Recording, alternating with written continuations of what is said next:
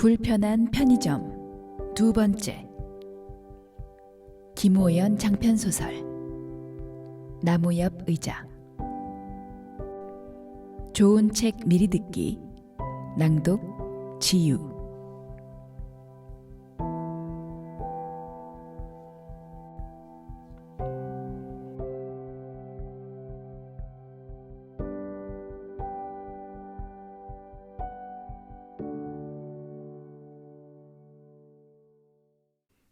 점장 오선숙. 출근하던 선숙은 사람들의 시선이 연달아 자신에게 꽂히고 나서야 마스크를 안 쓴 걸 깨달았다. 서둘러 집으로 돌아온 그녀는 현관문 옆 고리에 걸린 마스크를 집어들었다. 까먹지 말라고 문 옆에 걸어두고서도 그냥 집을 나서기를 수차례. 이놈의 마스크는 써도 적응이 안 됐다. 코로나 시대 역시 도무지 적응할 수 없었다. 인간은 적응의 동물이라고 하던데 이번에는 이 종족도 어쩔 수 없는지 백신도 영 신통치 않아 보였고 치료제도 지지부진이었다. 변이 바이러스인지 뭔지는 해괴한 이름을 달고 계속 튀어나왔고 돌파 감염이니 뭐니 해서 맞은 백신을 또 맞으라고 했다. 그것도 이번에는 다른 상표의 백신을 맞아야 할지 모른다는데 부작용도 있다고 하고 노인들에게는 위험하다고도 하는 둥 불안하기 짝이 없었다. 바이러스가 요동치는 세상에서 선숙 같은 소시민은 흐름을 따라가지 못한 채 어찌해야 할지 갈피를 잡을 수 없었다. 집에서 편의점까지 500m 남짓 거리를 걷는데도 숨이 가빴다. 한여름 열기에 마스크로 호흡까지 힘들어지니 살집이 있는 선숙으로선 밖에 나오는 일 자체가 불편했다. 선숙은 마스크를 쓰지 않고도 산책할 수 있는 예삐와 까미가 부러울 지경이었다. 그나저나 오늘은 밤까지 일해야 해서 녀석들 산책이나 시킬 수 있을는지 걱정이 들었다. 딸랑. 행사 전단과 구인 전단에 마스크 착용 안내문까지 덕지덕지 붙은 유리문을 열고 들어섰다. 매장 안은 시원했다. 자신의 직장 올웨이즈 편의점에 도착하고 나서야 그녀는 크게 숨을 내쉴 수 있었다. 과거 직접 실내 포차나 호프집을 운영할 때도 느끼지 못했던 편안함을 만끽하며 슬며시 미소를 지었다. 왜일까? 오래 일해서? 익숙해져서? 아마도 점장이어서가 아닐까? 사장이면 매출과 운영에 대한 압박으로 스트레스가 엄청나다. 알바는 급여도 적고 고용 안정성도 떨어져 불안하다. 그러나 점장은 책임감이 들긴 하지만 사장만큼은 아니며 알바보다는 급여도 많고 안정적인 자리다. 무엇보다 이곳은 선숙이 오랫동안 근무하며 털을 다진 청파동 유일의 올웨이즈 편의점이 아닌가. 지금은 동네마다 같은 프랜차이즈 편의점끼리 경쟁하는 구도지만 이 프랜차이즈는 오히려 매장이 줄고 있는 형국이었고 올해 초 숙대 정문앞 매장이 없어지고 나서는 청파동 유일의 올웨이즈 편의점이 되고 말았다. 그래서 편의점 살림살이가 나아졌냐고? 택도 없는 소리다. 본사가 힘을 잃고 있는데 이곳이라고 나을 리 없지 않은가. 잘 나가는 프랜차이즈 편의점들은 더 많은 행사 상품과 저렴한 자사 상품들을 쏟아내는 반면 여기는 맥주 할인 품목도 줄어들어 얼마 전엔 4캔 10,000원 맥주 단골 손님마저 잃어야 했다. 매일 퇴근길에 들러 맥주 4캔에 안주거리를 사가던 그는 유통기한이 간당간당한 샌드위치나 버거 같은 신선식품을 해치워주는 기특한 고객이기도 했다. 그런 그가 언젠가부터 밀가루 회사 상표 맥주와 구두약 회사 상표 맥주를 찾더니 급기야 골뱅이 회사 상표에 맥주까지 묻는 게 아닌가. 그런 게 있는 줄도 몰랐고 있어도 드릴 여유가 없는 선숙으로선 머쓱한 표정으로 고개를 저을 뿐이었다. 결국 그는 아쉽네요 라고 한마디 던진 뒤 매장을 나섰고 이후로 다시 볼 수 없었다. 선숙은 그 특이한 상표의 맥주를 발주해야 하나 고민에 빠졌고 아들에게 이에 대해 물어야 했다. 색다르잖아. SNS에 올리기도 좋고 맛도 괜찮더라고. 너도 먹어봤어? 엄마, 난 소주 파잖아. 근데 그런 거 초반에만 바짝 하는 거야. 너무 걱정 마요. 아들의 말이 위안이 됐다.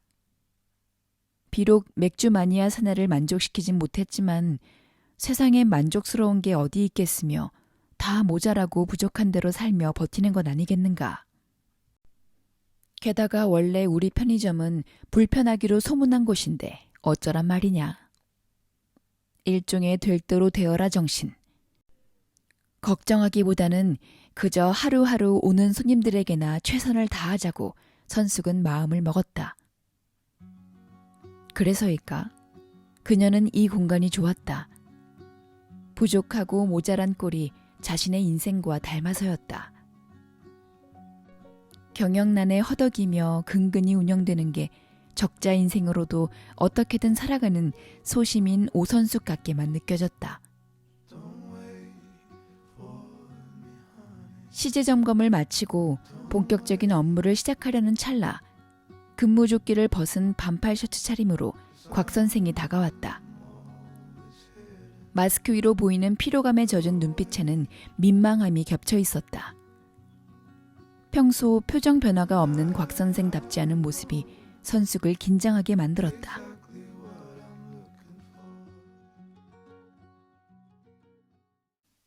점장님, 잠깐 이야기 나눌 수 있을까요? 평소 말을 걸어도 단답으로 일관해 마스크로 입을 봉한 건지 의심이 가던 이 사내가 하자는 이야기라면 안 듣고도 뻔하다. 그녀는 불길한 느낌을 애써 지우며 곽 선생을 빤히 바라보았다. 예, 말씀해 보세요.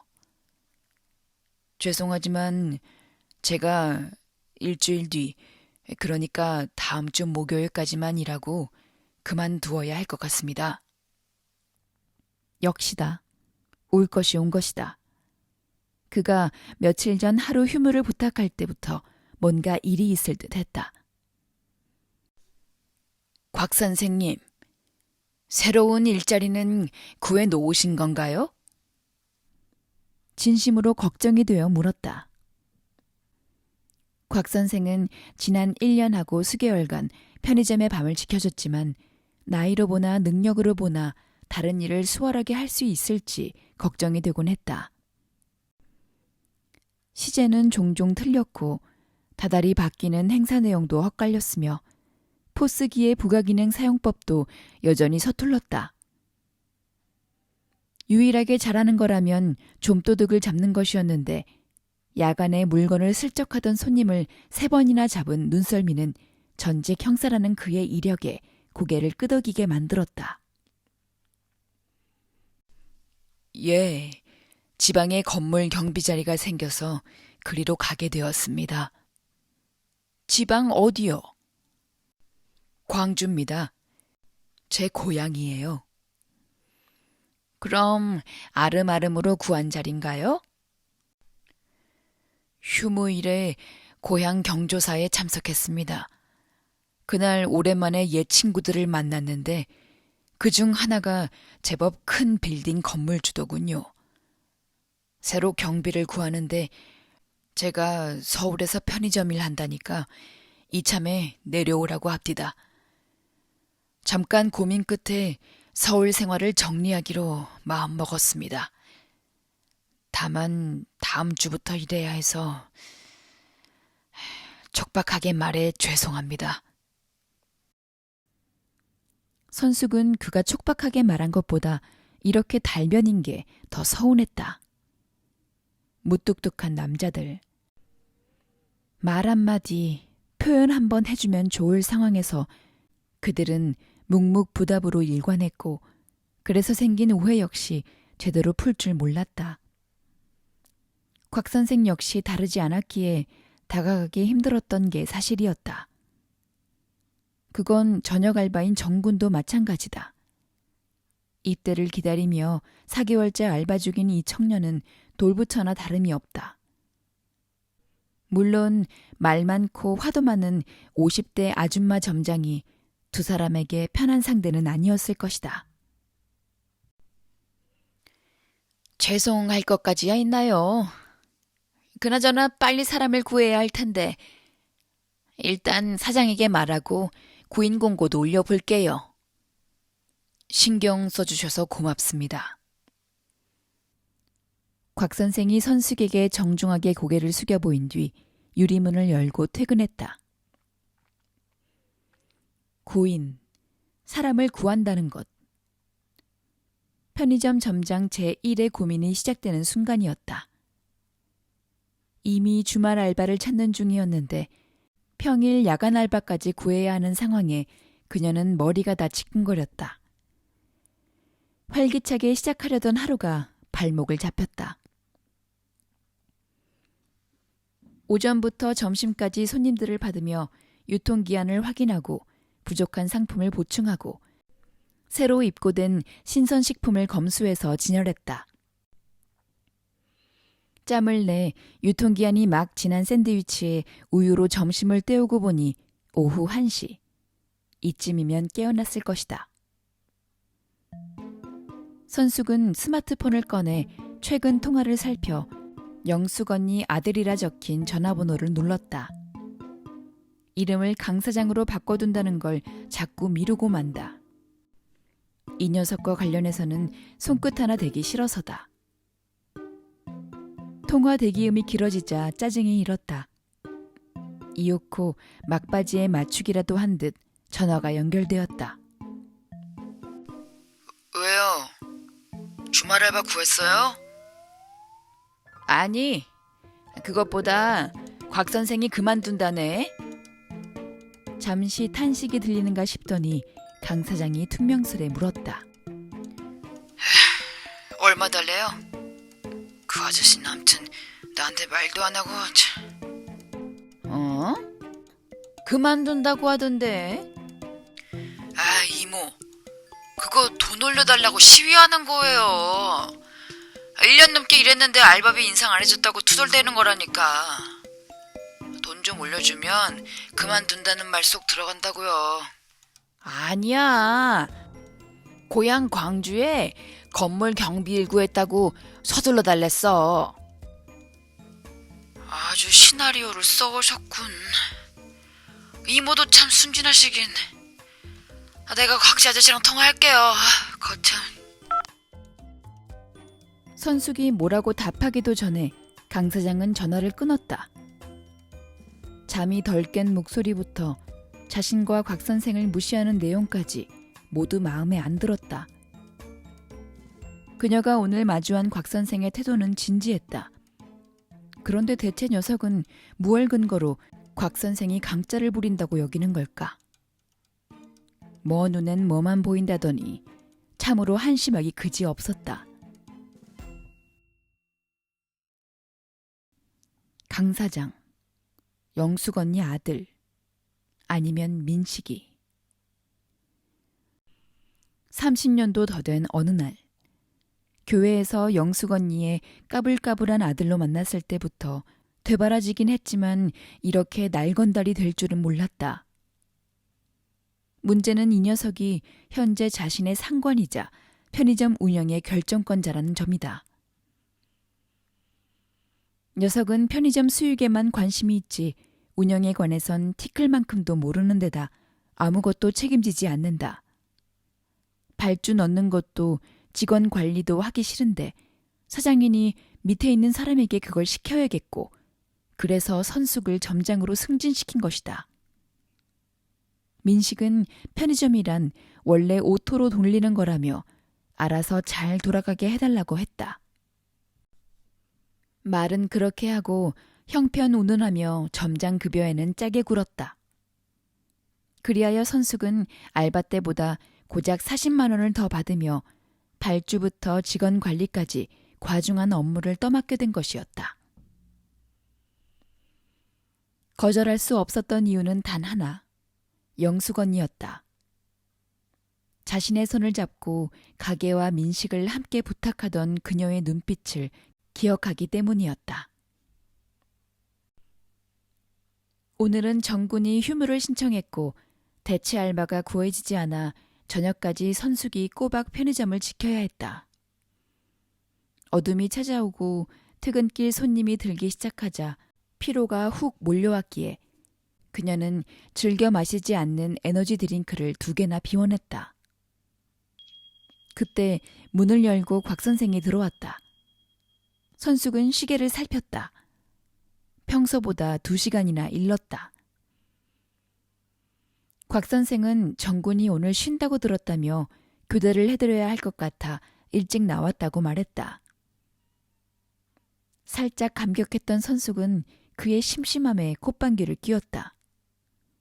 아니, 이럴 거면 일찍 나오겠다고 미리 말했으면 얼마나 좋아. 사람이 좀 호기도 부리고 농담도 하면 좋을 텐데. 가족들이 참 답답했겠네. 라고 생각하다가 집 나간 자신의 남편이 떠오르자 콧방귀는 이내 한숨으로 바뀌어 버렸다. 젠장.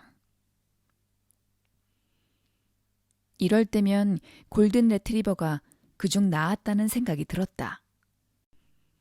코로나가 터지고 얼마 안 돼 매장을 떠난 야간 알바 사내. 그 인간은 어디서 잘 살고 있으려나?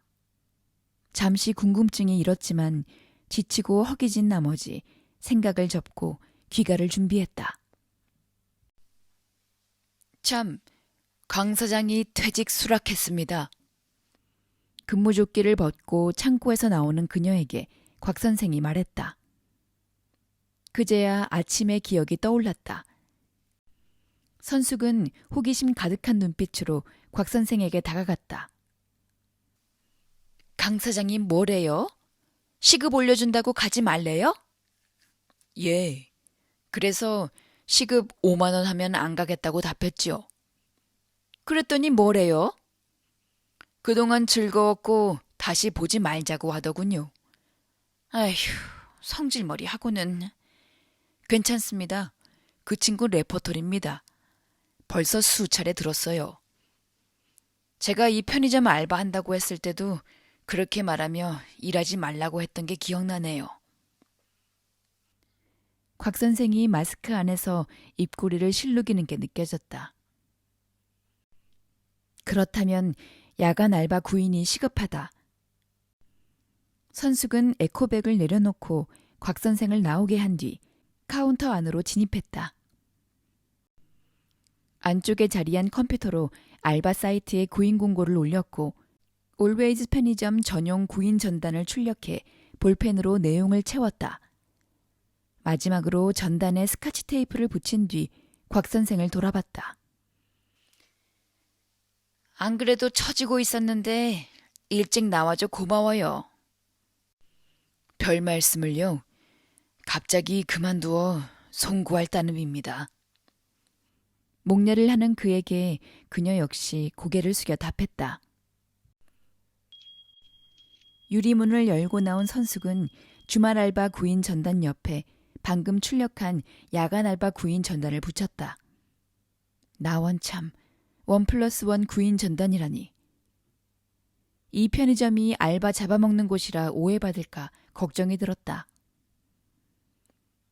그래도 집으로 돌아가는 길에는 콧노래가 나왔다. 아들이 좋아하는 비빔밥 삼각김밥을 2개나 챙겼고 돌아가 예삐와 까미를 산책시킬 시간도 번 것이었다. 역시 퇴근이 피로회복제다. 아까의 노고 남은 간대 없이 선숙은 종종 걸음으로 여름 밤거리를 지나 집에 다다랐다.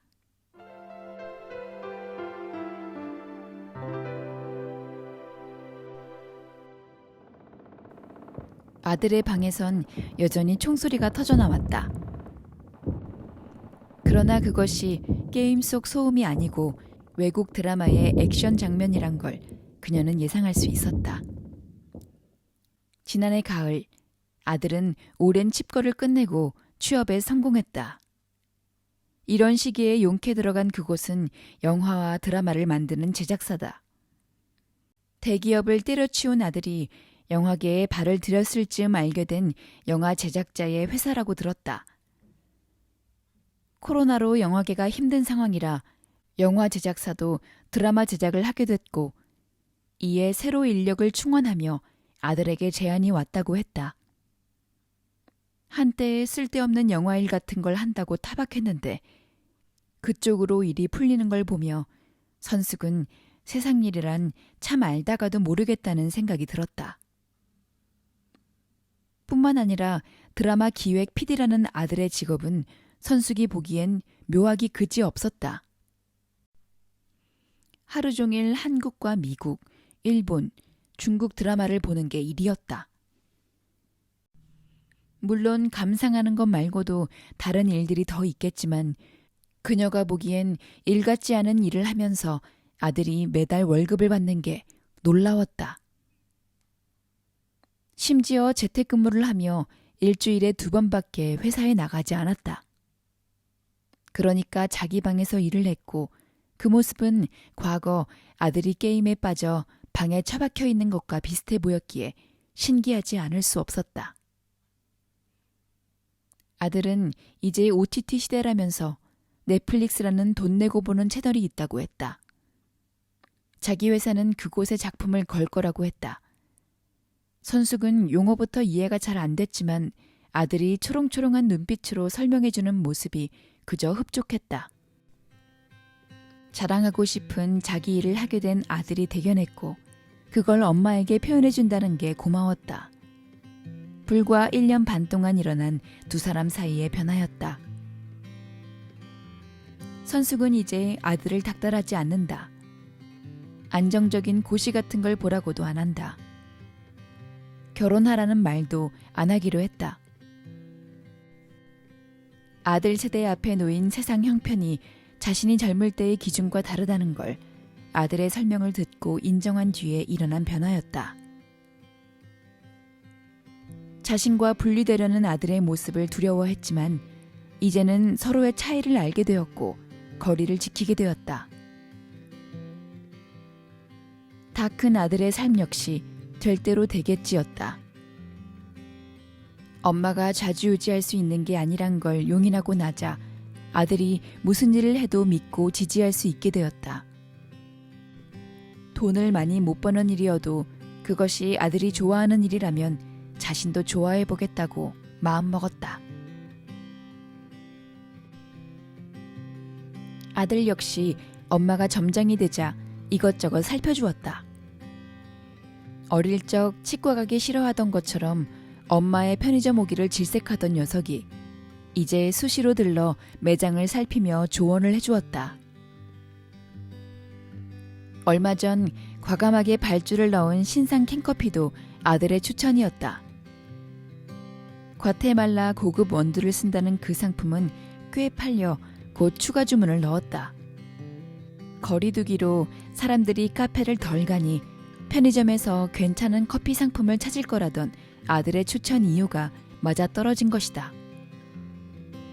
물론 매출이 오른 건 못지않게 아들이 엄마 일에 관심을 가져준다는 게 선숙을 기쁘게 했다. 어느새 총소리가 줄어들고 웅장한 음악이 아들 방에서 흘러나왔다. 드라마 한 회가 끝나가나 보다. 선숙은 비빔밥 삼각김밥 2개를 식탁에 마주 세워둔 뒤 아까부터 낑낑대는 예삐와 까미에게 목줄을 채워 집을 나섰다. 드라마 보는 일을 마치고 나온 아들이 비빔밥 삼각김밥을 보고 반색할 모습을 떠올리며 뿌듯한 마음으로 산책을 시작했다.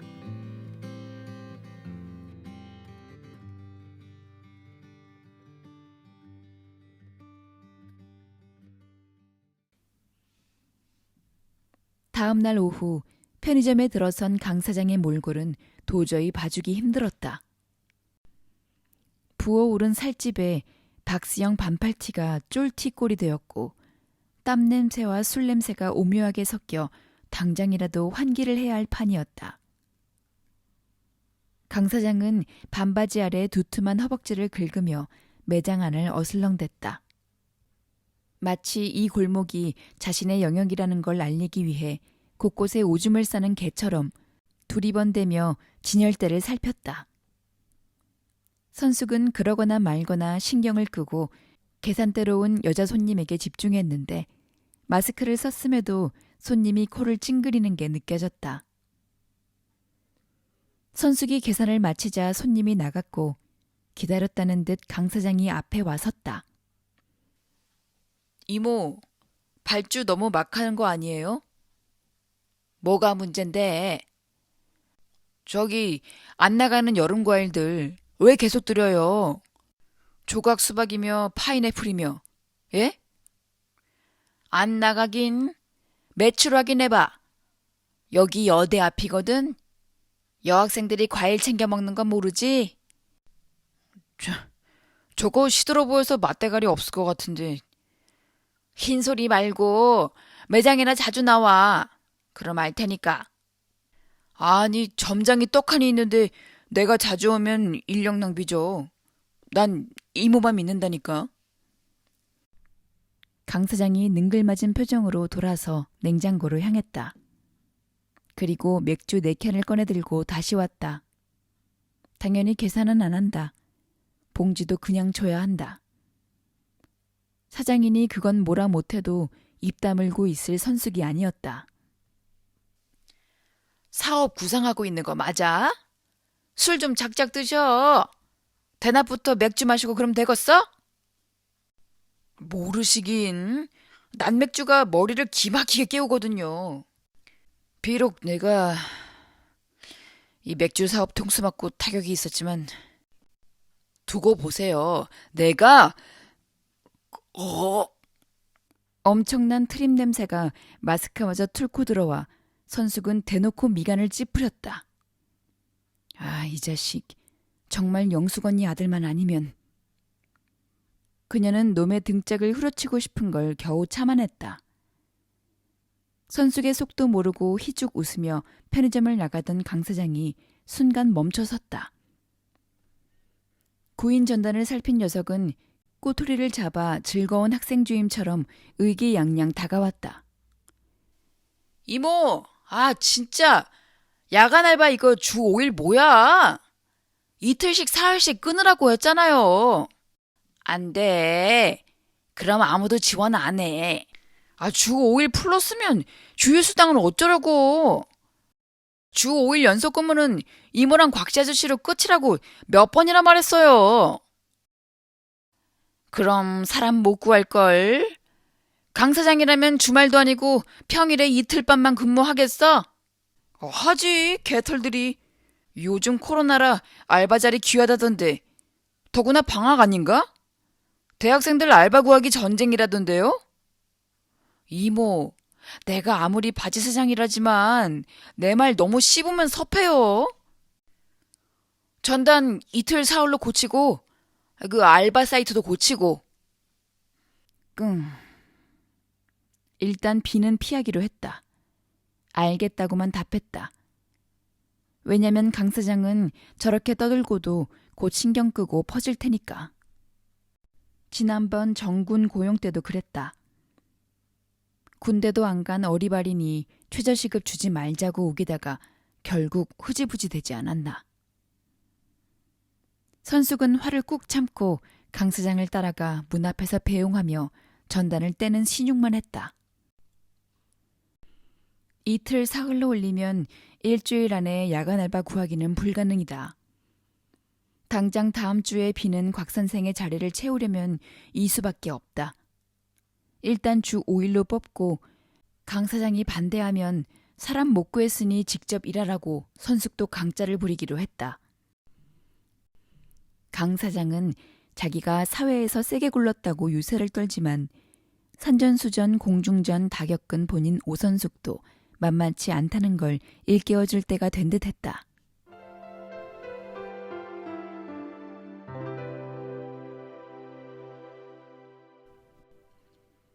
정군과의 근무 교대를 앞둔 4시가 다 되어갈 즈음 계산대 앞으로 한 젊은 여자 손님이 초콜릿을 들고 와 섰다. 계산을 마치고 물건을 받은 손님은 돌아서려다 잠시 머뭇거렸다. 저기요, 혹시 야간 알바다. 야간 알바 지원자여야 한다. 속으로 되뇌며 선숙이 그녀와 눈을 마주쳤다. 마스크 위로 진한 눈썹에 차분한 눈빛이 고와 보였다. 아니, 요새는 마스크를 써서인지 젊은 사람들 인상이 다 좋아 보였다. 알바하시게? 숙대생이에요? 성격 급한 선숙이 질문을 터뜨렸다. 여자 손님이 다시 멈칫하고는 마스크 안에서 입을 조물거리는 게 느껴졌다. 그게요, 야간에 알바... 맞아요. 야간 알바 구해요. 여기 동네라 안 위험해. 지구대도 가까워. 여자도 충분히 할 수 있다니까. 그게 아니고요. 야간에 알바하시는 분 있잖아요. 환갑 좀 지나 보이시는. 응? 곽 선생은 갑자기 왜? 선숙은 그녀가 알바 지원자가 아니라 김이 샜고 절로 퉁명스러워졌다. 그분은 왜요? 저번에 안 계시던데 어디 아프시거나 그래서 그만둔 건가요? 아니, 휴무 낸 건데. 어제는 근무하셨지. 근데 왜요? 곽 선생이랑 아는 사이인가? 여자 손님이 수줍어서 그러는 건지 수긍을 한다는 건지 고개를 살짝 움직였다. 선숙은 답답해 참을 수가 없었지만 그녀의 조심스러운 태도에 순간 머릿속이 번쩍했다. 혹시 곽 선생 딸이에요? 그러자 토끼처럼 눈이 커진 그녀가 선숙 앞으로 몸을 들이밀며 물었다. 어떻게 하셨어요? 저 아빠랑 닮은 구석이 없는데. 곽 선생이 딸 하나 아들 하나 있다고 했어요. 나한테 사진도 보여줬는데 마스크 써서 내가 못 알아봤네. 근데 자세히 보니 일자 눈썹이 비슷해. 그치? 닮은 데 있네요. 곽 선생의 딸이 이 말을 한번 쓸고는 선숙의 눈치를 살피는 게 느껴졌다. 그때 딸랑 소리와 함께 정군이 들어왔다. 정군은 특유의 하는 둥 마는 둥 묵례를 하고 창고로 향했다. 저 곧 교대인 것 같은데 괜찮으시면 잠깐 얘기 좀 하실래요? 제가 차 한 잔 살게요. 그녀가 선숙을 똑바로 응시하며 말했다. 뭔가 성가신 일로 느껴졌지만 자신을 향한 그녀의 간절한 눈빛에 피할 도리가 없어 보였다. 얼음뜬 연갈색 음료에 시럽을 듬뿍 뿌려 빨대로 휘휘 저은 뒤 한 모금 쭉 빨았다. 달고 시원한 아이스 카페 라떼는 선숙의 여름 최애 음료다. 물론 누가 사줄 때만 마신다. 평소 그녀는 커피에 돈 쓰는 걸 아까워했기에 이럴 때는 꼭 아이스 카페 라떼를 마셔줘야 했다.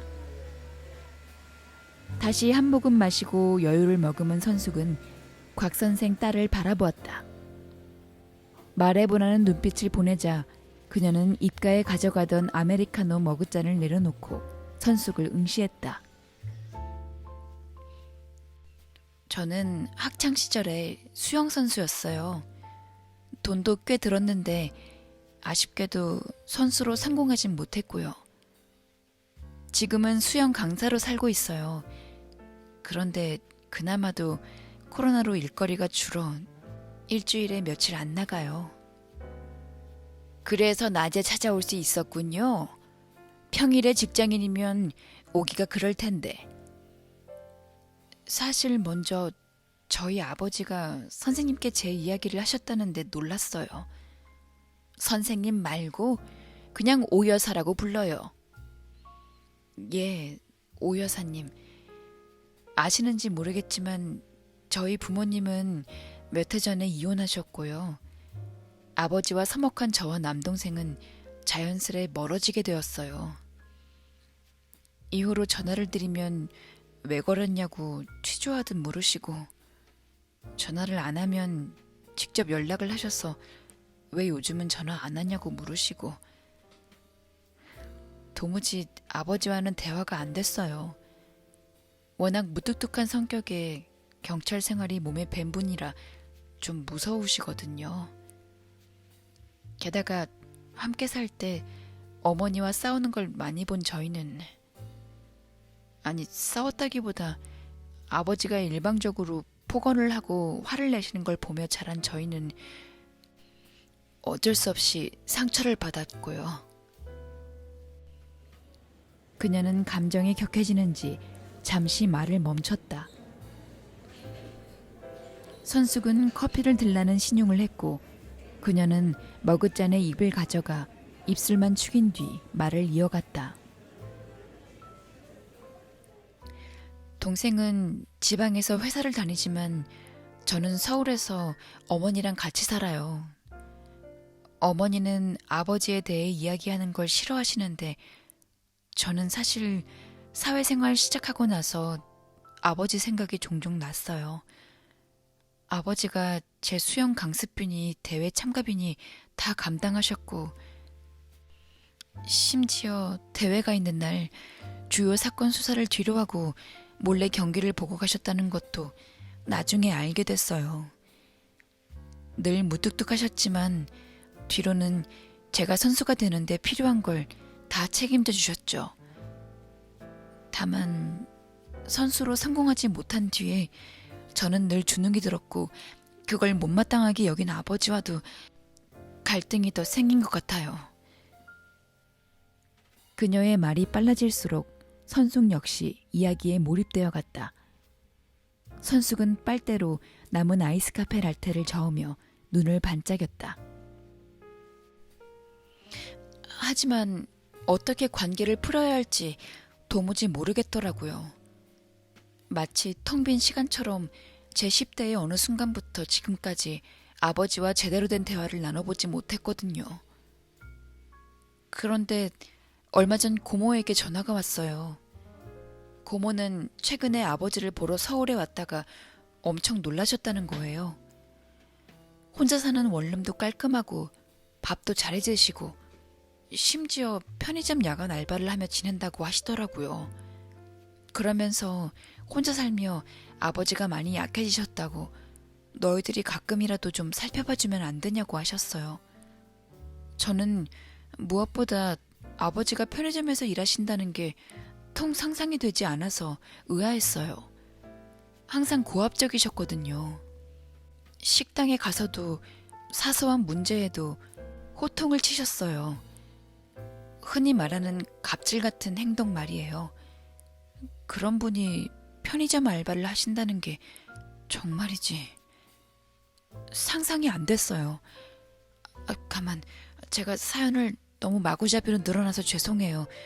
저는 다만 제가 어떻게 해야 할지 몰라서 며칠 전 밤에 이 편의점을 찾아와 봤는데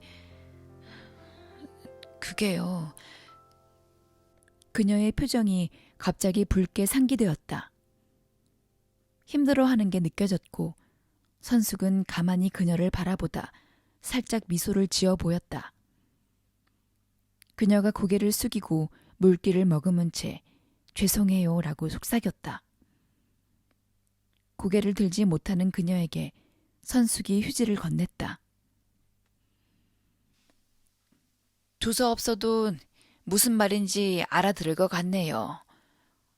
나 시간 많아. 괜찮으니까 편히 말해요. 곽 선생이랑 그래도 1년 넘게 일하며 나도 고마운 게 있거든.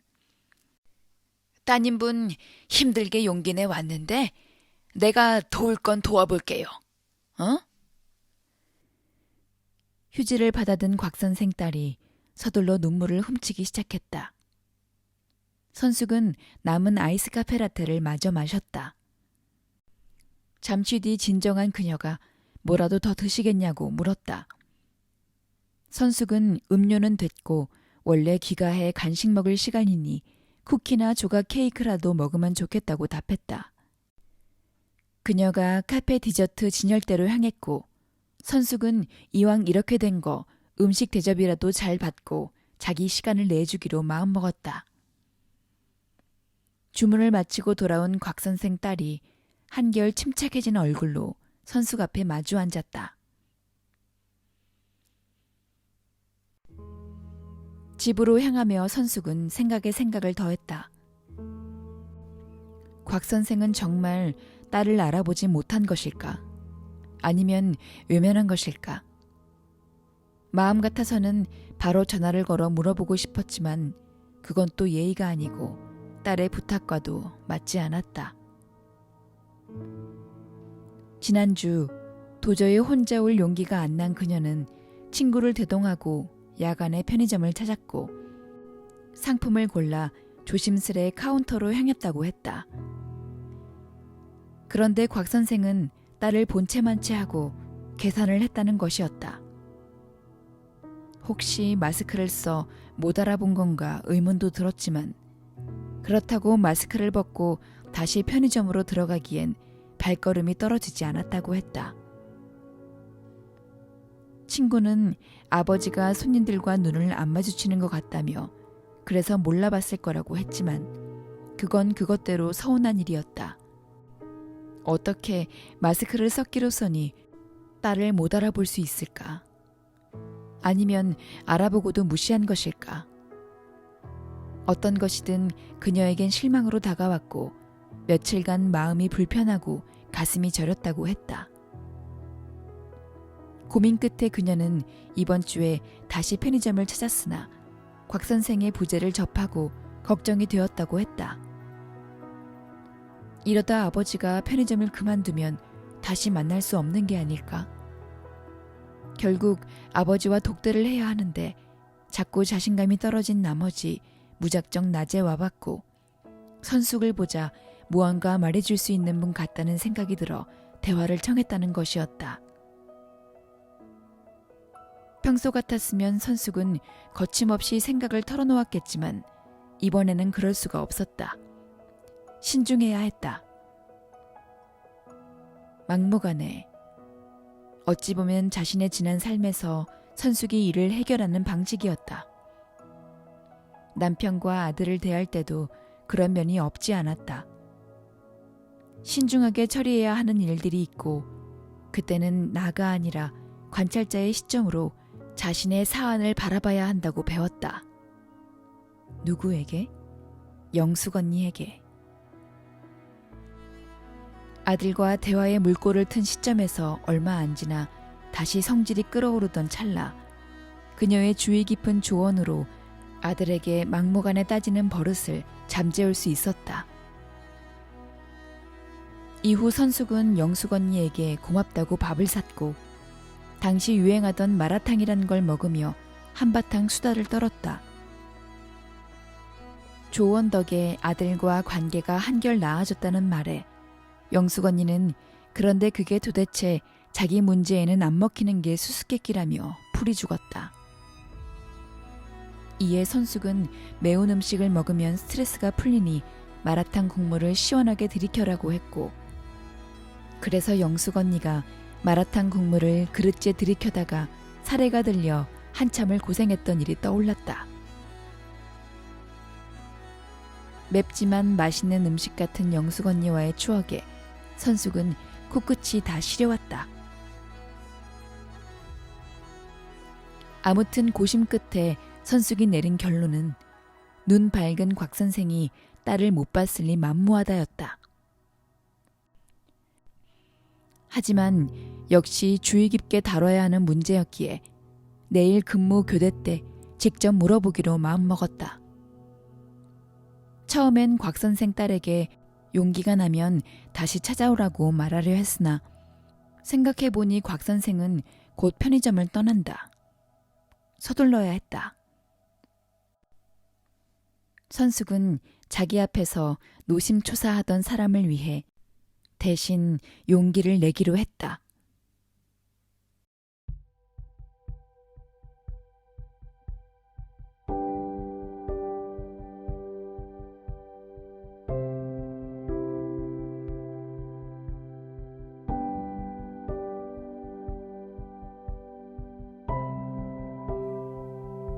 불편한 편의점 두 번째.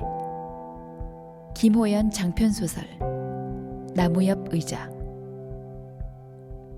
좋은 책 미리 듣기. 낭독 지유.